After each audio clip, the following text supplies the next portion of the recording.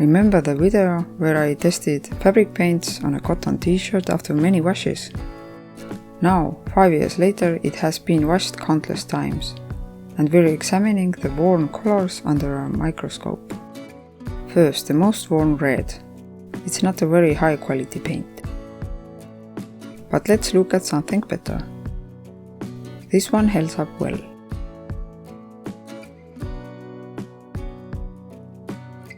Now let's review the black paints.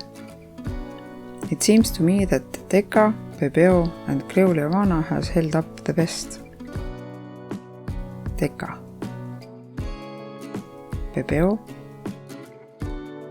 Creu-Leuana, and for comparison the most worn black paint. Let's look at some others as well.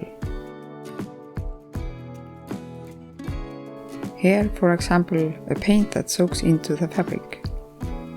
And here, a covering paint. Here's a blue paint that has resisted wear very well. And here an acrylic paint with a medium, of which only a few pieces remain. Anyway, I find it fascinating to analyze textile paint's durability in detail and share it with you. Support my channel with a like and subscribe. Thanks for watching.